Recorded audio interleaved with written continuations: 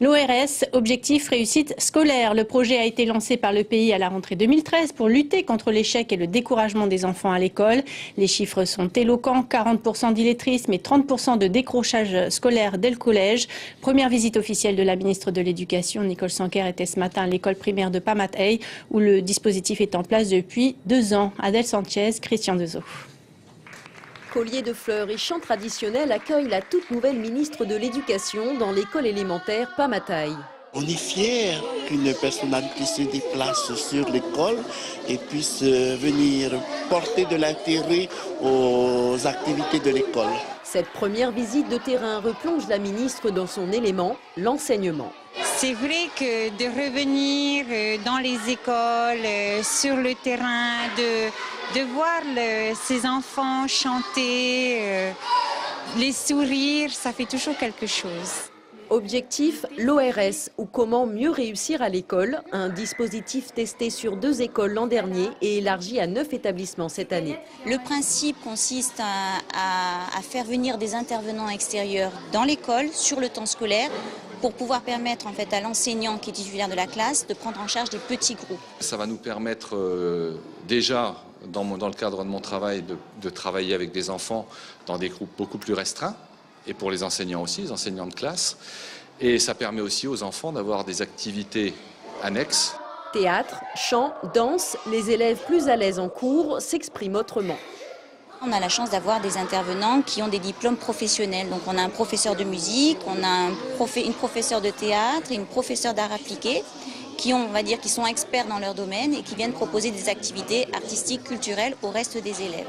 Au niveau des résultats, je pense qu'il faut encore laisser le temps au temps, mais toujours est-il, c'est un dispositif qui mérite d'être pérennisé.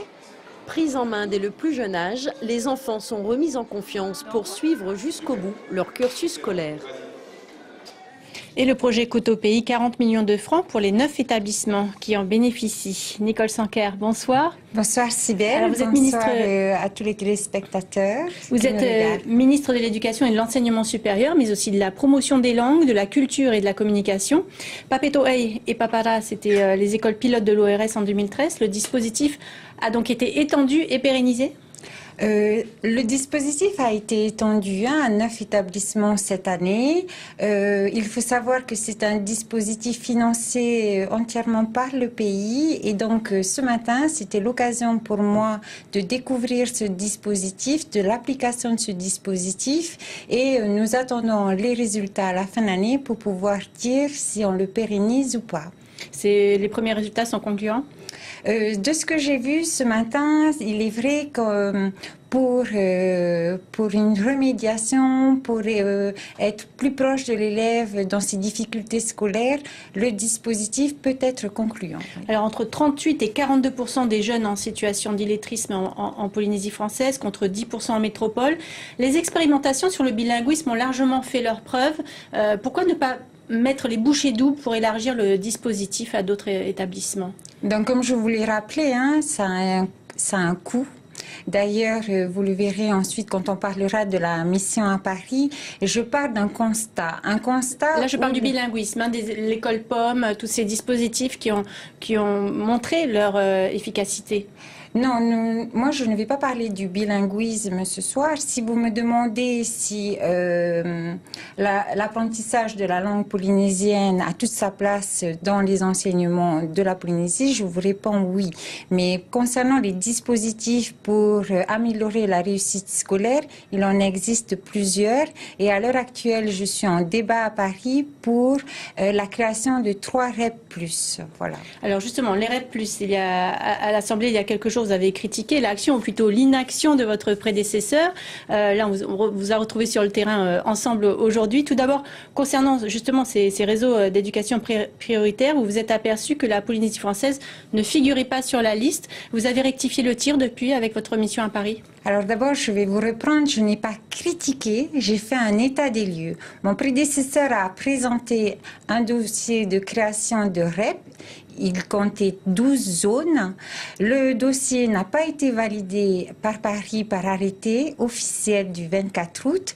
Aujourd'hui, je suis ministre de l'Éducation. Je reprends le débat puisque l'éducation prioritaire a toute sa place en Polynésie française et je fais une proposition de création de 3 REP+, en ciblant Fa'a, Papara et tout l'archipel des Tuamotu. Ça s'annonce bien, cette fois? Les échos que j'ai de Paris à l'heure actuelle, je reste très positive. Alors, autre critique, ou pas peut-être, l'État n'a pas été sollicité pour le financement de la construction des collèges de Bora et de Tevayuta. C'est définitif?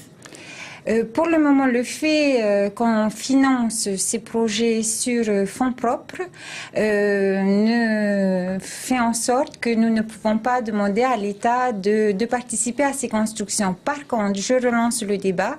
Ces structures devront être équipées. Donc, je retourne à Paris au mois de novembre. Je vais présenter ces nouvelles constructions pour essayer d'obtenir les moyens de fonctionnement pour la rentrée 2016. Nicole Sanquer, un peu de politique pour terminer. Le maire de Marina vient d'être déclaré inéligible. Vous faites partie du conseil municipal. Vous pourrez donc vous présenter à l'élection qui s'annonce. Est-ce que vous serez candidate ? Non, pour le moment, je ne serai pas candidate. Je prends acte de la décision du tribunal. J'ai pu échanger avec M. Jamé qui compte, bien sûr, faire appel et donc nous donne un délai supplémentaire. Je lui laisse le choix de présenter son candidat à sa succession. Oui, vous vous étiez rapproché dernièrement de Patrice Jamé. Ça jouera en votre faveur ? J'espère bien que si M. Jamé devait être démis de ses fonctions, j'espère que le successeur continuera ce partenariat très constructif pour la population de Marina. Nicole Sanquer, merci beaucoup d'avoir accepté notre invitation. C'est moi qui vous remercie. Un point sur le